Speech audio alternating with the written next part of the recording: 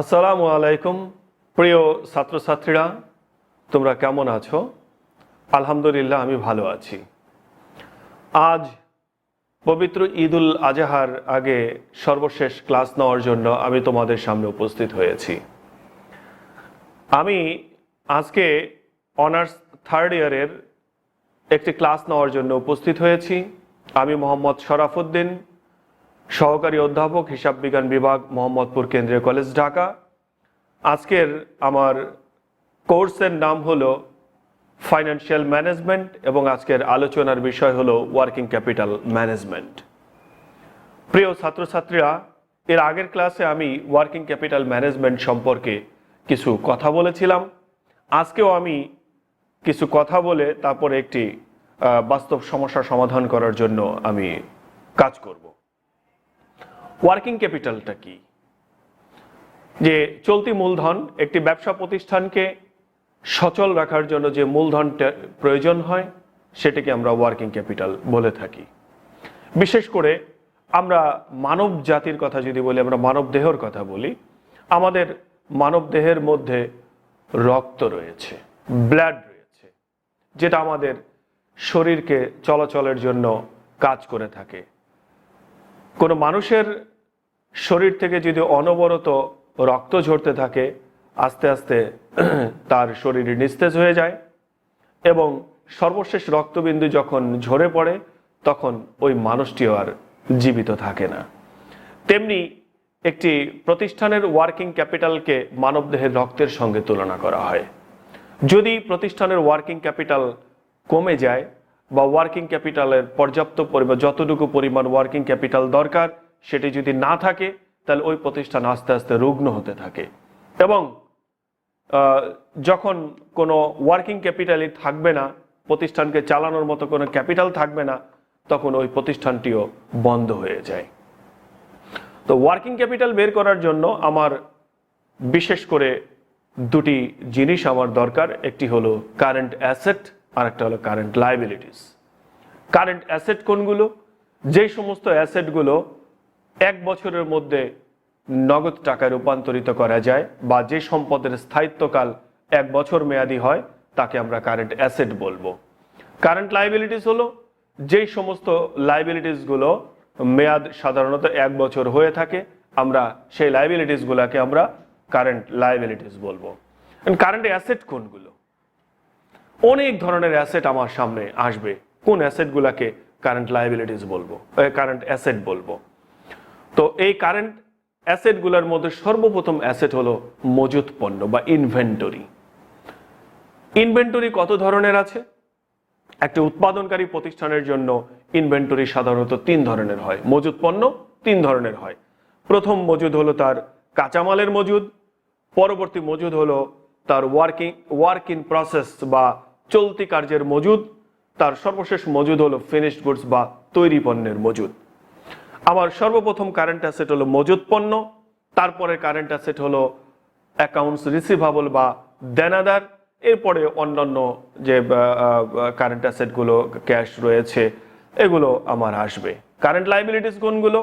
আমরা যদি বাকিতে পণ্যদ্রব্য ক্রয় করি, বাকিতে ক্রয় করলে আমার একটা পাওনাদার তৈরি হবে। এই পাওনাদার আমার একটা লায়াবিলিটিস বা একটা দায়, এই দায়টি একটি কারেন্ট লায়াবিলিটিস। এরপরে কোনো খরচ যদি হয়, সে খরচের টাকা যদি বকেয়া থাকে, এই বকেয়া খরচগুলো কারেন্ট লায়াবিলিটিসের মধ্যে পড়ে। এখন আমার কথা হলো যে এই অ্যাসেট এবং লায়াবিলিটিসগুলো অনেক সময় তোমার সমস্যার মধ্যে সরাসরি দেওয়া থাকবে না, তখন আমাদেরকে এগুলো একটু বের করে নিতে হয়। এই বের করার জন্য দুটি ফর্মুলা রয়েছে। এর আগের ক্লাসে আমি সেই ফর্মুলা লিখে দিয়েছিলাম। আজকেও আমি একটু লিখে দেব যে যদি উৎপাদনকারী প্রতিষ্ঠান হয়, বিশেষ করে যদি ইউনিটে পণ্য উৎপাদন হয়, তখন একটি ফর্মুলা ইউজ করব। আর যদি কোনো ইউনিট দেওয়া না থাকে, নর্মাল টাকা দেওয়া থাকে, সেক্ষেত্রে আমরা একটা ফর্মুলা ইউজ করে থাকব। তো আজকে আমি ইউনিটবিহীন বা নর্মাল টাকা দিয়ে একটি অঙ্ক আমি সমাধান করাবো। আর সে কারণে সূত্রটি হবে হলো, আমি একটু লিখে দিচ্ছি, দেখো, cost into HP divided by TT। দেখো, এইচপি হলো হোল্ডিং পিরিয়ড। আমার যে অ্যাসেট বা লাইবিলিটিস রয়েছে, এই অ্যাসেট বা লাইবিলিটিস গুলো আমার কতদিন আমার প্রতিষ্ঠানে বলবৎ থাকে সেটিকে আমরা বলবো হোল্ডিং পিরিয়ড। টিটি হলো total time in the year, এক বছরের টোটাল সময়টাকে আমরা টিটি দ্বারা প্রকাশ করব। আমরা যখন প্রশ্ন সমাধান করব তখন আমাদের সামনে সময়টা বিভিন্নভাবে দেয়া থাকতে পারে, যেমন মান্থ এভাবে দেয়া থাকতে পারে, আবার আমার দেওয়া থাকতে পারে উইক, কখনো মান্থলি, কখনো উইকলি, কখনো ডেইলি, এরকম ভাবে দেওয়া থাকতে পারে। যদি মান্থলি হয়, মান্থলিতে তোমার টিটি হবে হলো 12, যদি উইকলি হয় তখন টিটি হবে হলো 52, আর যদি ডেইলি হয় তখন টিটি হবে হলো 360। যদি কিছু বলে দেয় সেভাবে কাজ করব, আর বলে না দিলে 360 দিয়ে আমরা কাজ করব। একই অঙ্কের মধ্যে যদি, একই সমস্যার মধ্যে যদি এরকম একাধিক টাইম দেওয়া থাকে, মান্থ, উইক, ডেইলি বা মান্থলি, উইকলি, ডেইলি যদি দেওয়া থাকে, সেক্ষেত্রে আমরা আসলে সবগুলো নিয়ে কাজ করব না, আমরা একটি একক নিয়ে কাজ করব। একটি একক নিয়ে কাজ করতে গেলে তখন আমরা তুলনা করব যে, বা দেখব যে কি কি দেওয়া আছে, এর মধ্যে সবচেয়ে ছোট একক যেটি, সেটিকে আমরা বিবেচনা করব। প্রিয় ছাত্রছাত্রীরা, এখন আমি এর আলোকে একটি সমস্যা সমাধান করার জন্য আমি প্রশ্নটি পড়ছি। From the following information of Bright Limited, you are required to determine the working capital requirement. নিম্নে ব্রাইট লিমিটেডের কিছু ইনফরমেশন তোমাকে দেওয়া হলো, এর আলোকে তুমি ওয়ার্কিং ক্যাপিটাল বের করো। আমার দেওয়া আছে কি কি দেখো। অ্যানুয়াল এক্সপেক্টেড সেলস 12 লাখ, আমার বছরে প্রত্যাশিত বিক্রয়ের পরিমাণ দেওয়া আছে 12 লাখ টাকা। অ্যানালাইসিস অফ সেলস, এই সেলসটাকে যদি আমরা অ্যানালাইসিস করি, আমরা বিশ্লেষণ করি, তাহলে দেখো প্রথমে পাবো ম্যাটেরিয়ালস, দেওয়া আছে 60%, এই সেলসের 60% হলো ম্যাটেরিয়াল। এক্সপেন্সেস 15%, আমার অন্যান্য খরচ হবে হলো এই সেলসের 15%, প্রফিট হলো 25%। তারপরের ইনফরমেশনে বলছে ক্রেডিট অ্যালাউড টু ডেটর্স, আমরা দেনাদারদেরকে সময় দিয়ে থাকি 2.5 months. Credit allowed by creditors, পাওনাদারের কাছ থেকে আমরা সময় পেয়ে থাকি 1.5 মান্থস। র ম্যাটেরিয়ালস ইন এ স্টোর, আমার কাঁচামাল গোডাউনের মধ্যে মজুদ থাকে 1 মান্থ। প্রসেসিং পিরিয়ড 2 মান্থ, আমি যখন পণ্যদ্রব্য উৎপাদন করতে যাব তখন কারখানায় 1 প্রসেস থাকবে হলো 2 months. Finished goods in a store, আমি যখন পণ্যদ্রব্য উৎপাদন করে ফেলবো, উৎপাদন করার পর এটি আমার গোডাউনের মধ্যে মজুদ থাকবে আবার 3 মান্থ। ব্যাংক ওভারড্রাফট, আমার ব্যাংক জমাতিরিক্ত হবে 80,000 টাকা। Cash in hand for contingencies, contingency বাবদ বা ভবিষ্যৎ ব্যবস্থা বাবদ আমাকে 5,000 টাকা নগদ রাখতে হবে। Production is carried on evenly during the year and expenses accrue similarly, এবং পুরা বছর ধরে আমার উৎপাদন প্রক্রিয়া চলবে এবং অন্যান্য কাজগুলো সারা বছরব্যাপী সম্পন্ন হবে। প্রিয় ছাত্রছাত্রীরা, এখন এই সমস্যাটি সমাধান করার জন্য সর্বপ্রথমই আমাকে দুটি ওয়ার্কিং করে নিতে হবে। আমি ওয়ার্কিং দুটি করছি।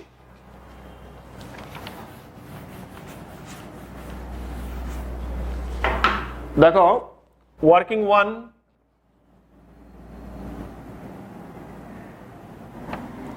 আমরা বের করব হলো কস্ট ফর ফিনিশড গুডস। এর আগের অঙ্কটা যখন সমাধান করেছিলাম তখন আমি বলেছিলাম কস্ট পার ইউনিট। আজকের কস্ট পার ইউনিট বের করব না, কারণ আমার এখানে তথ্যগুলার ইউনিটে দেওয়া নেই।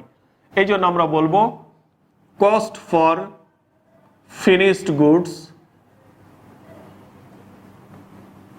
And accounts receivable, accounts receivable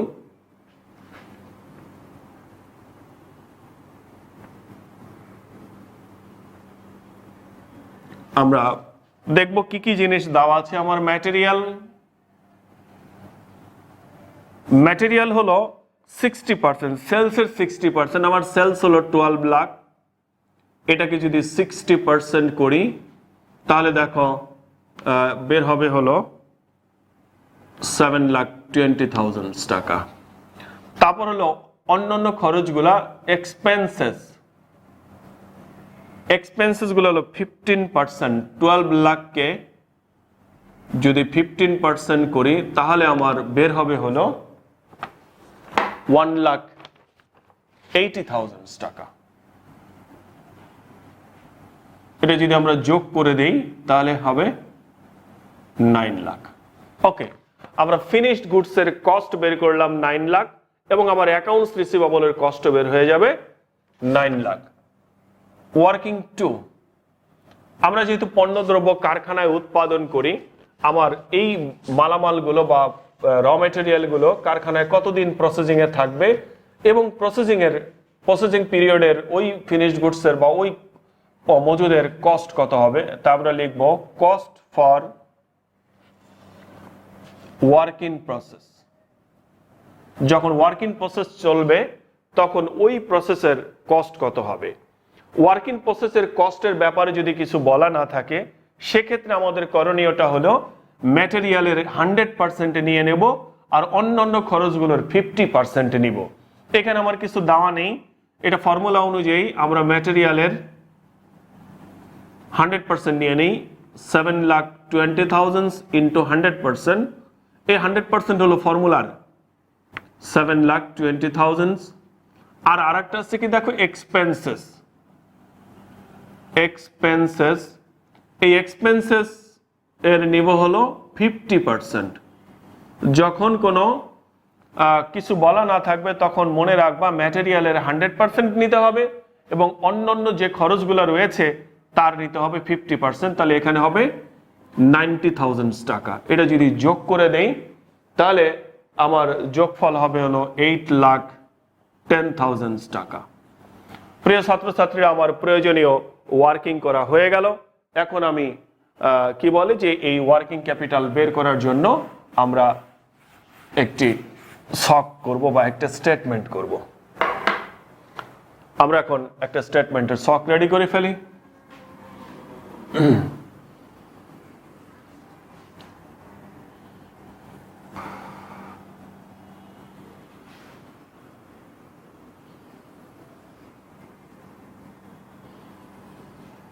উপরে লিখব স্টেটমেন্ট অফ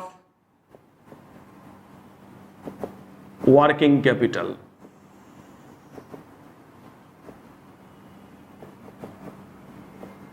এখানে লিখব ক্যালকুলেশন, এখানে লিখব টাকা। তো ওয়ার্কিং ক্যাপিটালের সর্বপ্রথমে লাগবে আমার কারেন্ট অ্যাসেটস, তো লিখব কারেন্ট অ্যাসেটস। কারেন্ট অ্যাসেটস এর দেখো একটু আগে আমরা বলেছি কারেন্ট অ্যাসেটস এর মধ্যে সর্বপ্রথম কারেন্ট অ্যাসেটসই হলো মজুত পণ্য, তা আমরা লিখব মজুত পণ্য বা ইনভেন্টরি,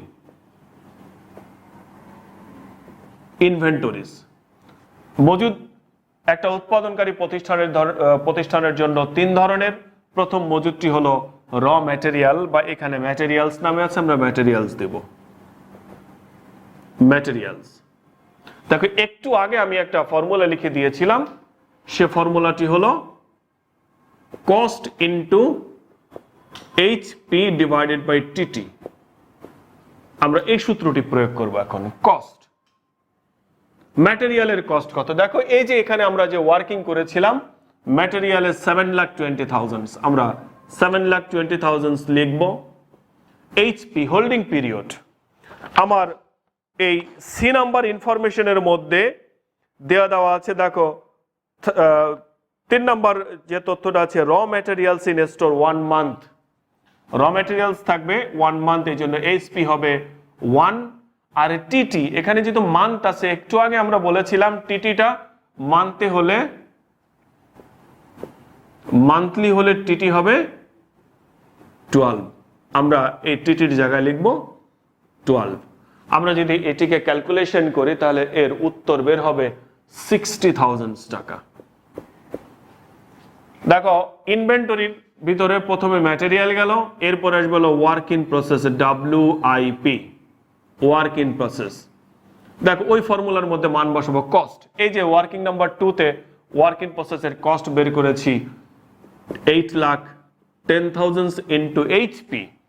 আমার অতিরিক্ত তথ্যের ভিতরে দেখো প্রসেসিং পিরিয়ড দেওয়া আছে 2 মান্থ, এই প্রসেসিং পিরিয়ডটাই হলো HP, আর TT হবে 12।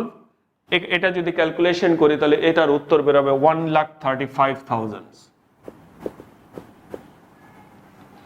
এরপর হলো ফিনিশড গুডস।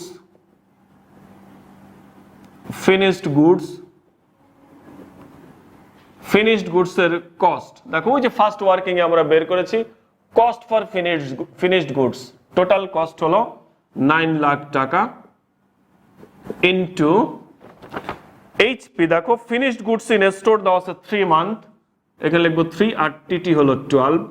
এটা যদি আমি ক্যালকুলেশন করি তাহলে বের হবে 2,25,000। আমার মজুদ পণ্য লেখা শেষ। এবার আমরা দেখব আর কি কি কারেন্ট অ্যাসেট আমার রয়েছে।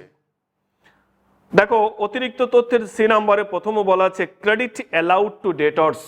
এই ডেটর্স মানে হলো দেনাদার, এটি একটা কারেন্ট অ্যাসেট। এটা লিখবো অ্যাকাউন্টস রিসিভাবল, অ্যাকাউন্টস রিসিভাবল। দেখো অ্যাকাউন্টস রিসিভাবলের কস্ট কে আমরা ওয়ার্কিং 1 এ বের করেছি, টোটাল হলো 9 লাখ টাকা ইনটু HP। এই যে ক্রেডিট অ্যালাউড টু ডেটর্স দেওয়া আছে 2.5 মান্থ, TT হলো 12। এটি যদি ক্যালকুলেশন করি তাহলে 1,87,500। এরপরে আর কারেন্ট অ্যাসেট এদিকে আছে একটি ই নাম্বারে বলা আছে ক্যাশ ইন হ্যান্ড 5,000। আমার ক্যাশ ইন হ্যান্ড এটি দেওয়া আছে 5,000 টাকা, আমরা এটি সরাসরি লিখে দেব, এটি ক্যালকুলেশন করার প্রয়োজন নাই। যখন ডাইরেক্ট টাকা দেওয়া থাকবে আমরা সরাসরি টাকাগুলো লিখব। তো এটি যদি যোগ করে দেই তাহলে যেটা পাবো সেটা হলো টোটাল কারেন্ট অ্যাসেটস, এটিকে আমরা এ দ্বারা প্রকাশ করব। দেখো এটির যোগফল হলো 6,12,500, 6,12,500। এবার আমরা কারেন্ট লায়াবিলিটিস গুলা বের করব। কারেন্ট লায়াবিলিটিস, কারেন্ট লায়াবিলিটিস গুলা আমরা এই অতিরিক্ত তথ্য অনুযায়ী কাজ করব। দেখো সি নাম্বার অতিরিক্ত তথ্যের দ্বিতীয়টা বলা হলো credit allowed by creditors. Creditors হলো পাওনাদার, এটি আমার একটি কারেন্ট লায়াবিলিটিস। এটা লিখব অ্যাকাউন্টস পেয়েবল, অ্যাকাউন্টস পেয়েবল। দেখো পাওনাদার, পাওনাদার কোড থেকে তৈরি হবে। আমরা পাওনাদার সৃষ্টি করার মতো এখানে একটি মাত্র আইটেম আমরা দেখি, সেটি হলো আমাদের র মেটেরিয়াল পারচেস করলে। দেখো ম্যাটেরিয়াল পারচেস করেছিলাম বা ম্যাটেরিয়াল আমার 7,20,000, তো ওই 7,20,000 কে আমরা অ্যাকাউন্টস পেয়েবলের কস্ট বলবো। এবং ক্রেডিট অ্যালাউড বাই ক্রেডিটর্স দেওয়া আছে 1.5 মান্থস, TT হলো 12। এটি যদি আমরা ক্যালকুলেশন করি তাহলে উত্তর বের হবে 90,000 টাকা। এবার দেখো এখানে আর কিছু নেই, মোটামুটি সব হয়ে গেছে। ডি নাম্বার ব্যাংক ওভারড্রাফটের কথা বলেছে। ব্যাংক ওভারড্রাফট হলো ব্যাংক জমাতিরিক্ত, এটি আমার একটি কারেন্ট লায়াবিলিটিস। লিখবো ব্যাংক ওভারড্রাফট। এখানে ডাইরেক্ট টাকা দেওয়া আছে তাই এটার কোনো ক্যালকুলেশন প্রয়োজন নেই, 80,000। দেখো আর কোনো কারেন্ট লায়াবিলিটিস নেই, আমরা এখন যোগ করে নামাবো। টোটাল কারেন্ট লায়াবিলিটিস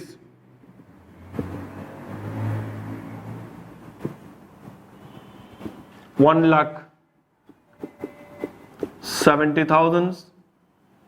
এগুলা যোগ করে দিলাম, কারেন্ট লায়াবিলিটিস পেয়ে গেলাম। এখন আমরা ওয়ার্কিং ক্যাপিটাল পেয়ে যাব। অতএব ওয়ার্কিং ক্যাপিটাল, আমরা ওয়ার্কিং ক্যাপিটালটা বের করব কারেন্ট অ্যাসেট থেকে কারেন্ট লায়াবিলিটিস বিয়োগ করে। কারেন্ট অ্যাসেটকে আমরা বলেছি এ, এখান থেকে বিয়োগ দেব কারেন্ট লায়াবিলিটিস, এটাকে বলেছি বি। তার মানে a মাইনাস বি এখান থেকে বিয়োগ করে দিলে আমরা পাবো হলো 4,42,500। 4,42,500। প্রিয় ছাত্রছাত্রীরা, আমার সম্পূর্ণ অঙ্কটি সমাধান করা শেষ হয়ে গেল। আশা করি তোমরা সবাই মনোযোগ সহকারে দেখে অঙ্কটি খাতায় প্র্যাকটিস করবা। প্র্যাকটিস করলে আমার মনে হয় তেমন কোনো সমস্যা বের হবে না। যদি তারপরে কোনো সমস্যা বের হয় তোমরা আমাকে জানাবে, আমি তোমাদের সমস্যাগুলো সমাধান করে দেওয়ার যথাসাধ্য চেষ্টা করব। সবাই ভালো থাকবা, নিরাপদে থাকবা। সবাইকে আবারও ঈদের শুভেচ্ছা। ঈদ মোবারক। আল্লাহ হাফেজ।